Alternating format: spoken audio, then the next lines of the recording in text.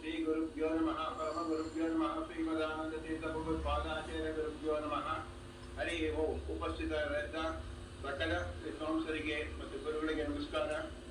ಪಂಚಾಧಿಕರಣದಲ್ಲಿ ಪಾದಸೂಕ್ತ ರಚಿಸಿದ ಶಾಸ್ತ್ರಯೋನಿತ್ವಾತ್ ಎಂಬುದು ಮೂರನೇ ಸೂತ್ರ ಅಥವಾ ಮೂರನೇ ಅಧಿಕರಣ. ಇದನ್ನು ಪ್ರಸ್ತಾಪಿಸುತ್ತಿದ್ದೇನೆ. ಸೂತ್ರಗಳು ಅಂದರೆ ಪರಸ್ಪರ ಹೆಣೆದುಕೊಂಡಿರುವುದು. ಆದ್ದರಿಂದ ಜನ್ಮಾಧಿಕರಣ ಮತ್ತು ಸಮನ್ವಯಾಧಿಕರಣ ಈ ಎರಡು ಮಧ್ಯೆ ಇರತಕ್ಕಂಥ ಶಾಸ್ತ್ರಯೋನಿತ್ವಾಧಿಕರಣ.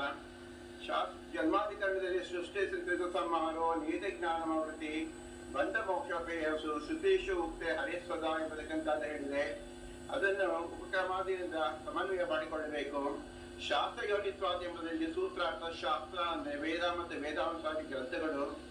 ಯೋನಿಯ ಪ್ರಮಾಣ ಯಾವವಾಗಿದ್ದ ಬ್ರಹ್ಮನೇ ಜಗತ್ ಕಾರಣ ಎಂದರ್ಥ.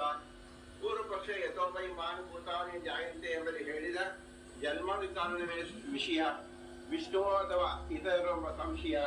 ಪಾಶುಪದಾದ ಆಗಮಗಳಲ್ಲಿ ಹೇಳಿದ ಶಿವ ಸರ್ವೋತ್ತಮ ಎಂಬತಕ್ಕಂಥದ್ದು ಪೂರ್ವ ಪಕ್ಷ ಸಿದ್ಧಾಂತ. ಪಾಶುಪದಾದ ಆಗಮ ಪ್ರಮಾಣಬದ್ಧ. ಋಗ್ಯ ಸಾಮರ್ಥ್ಯ ಎಂಬುದ ವೇದಾಂಶ ವೇದಾನುಸಾರಿಯಾದ ಅನುಮಾನವೇ ಗ್ರಾಹ್ಯ. ಶ್ರುತಿ ಸಹಾಯವಾದ ತರ್ಕವೂ ಪ್ರಮಾಣವೇ ಅಂತ.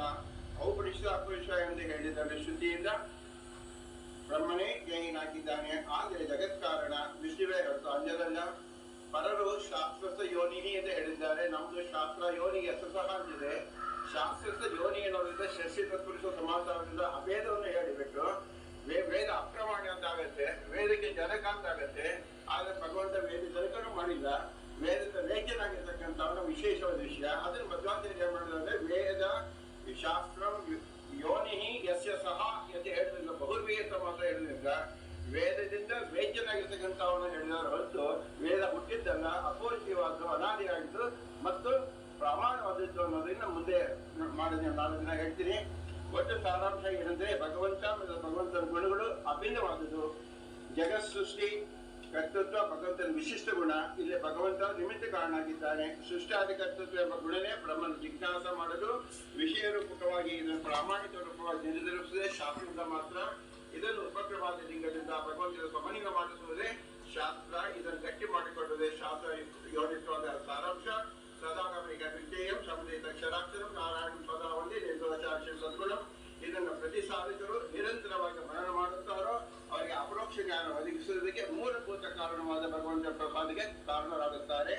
ಆದ್ದರಿಂದ ಶಾಸ್ತ್ರ ಯೋನಿಹಿ ಎಸ್ ಪ್ರಮಾಣ ಅಸ್ತಿ ಶಾಸ್ತ್ರ ಯೋನಿ ಎಂಬ ವಿಗ್ರಹ ವಾಕ್ಯ ಶ್ರೀಪ್ರಧಾನ ಅನುಗ್ರಹಿಸಿದ್ದಾರೆ. ಕಳೆದ 21 ವರ್ಷಗಳಿಂದ ಉಭಯ ಗುರುಗಳು ಅನುಗ್ರಹಿಸಿದ ಶಾಸ್ತ್ರ ಸಾರವಿದು. ಅವರ ಅನುಗ್ರಹ ಮೂಲಕ ಕ್ಷೇತ್ರ ಸ್ವಾಮಿ ಶ್ರೀ ಋತುವಿಜಯ ಶ್ರೀ ಲಕ್ಷ್ಮೀನರಸಿಂಹರ ಪಾದಕಮಲದಲ್ಲಿ 2 ಸ್ತೋತ್ರ ಮಾತುಗಳನ್ನು ಅರ್ಪಿಸುತ್ತಿದ್ದೇನೆ. ಶ್ರೀಕೃಷ್ಣ ಅರ್ಪಣಮಸ್ತು. ಭಾರತೀಯ ಶ್ರೀಕೃಷ್ಣ ಹರಿ ಓಂ. ಪದ್ಮನಾಭ ಅವರು ಬಹಳ ಸಂಕ್ಷಿಪ್ತವಾಗಿ ಶಾಸ್ತ್ರಯೋನಿತ್ವಾಧಿಕರಣದ ಸಾರವನ್ನು ತುಂಬ ಸುಂದರವಾಗಿ ಹೇಳಿದ್ದಾರೆ. ಅವರಿಗೆ ವಿಶೇಷವಾದ ಅಭಿನಂದನೆಗಳು. ಕೊನೆಯದಾಗಿ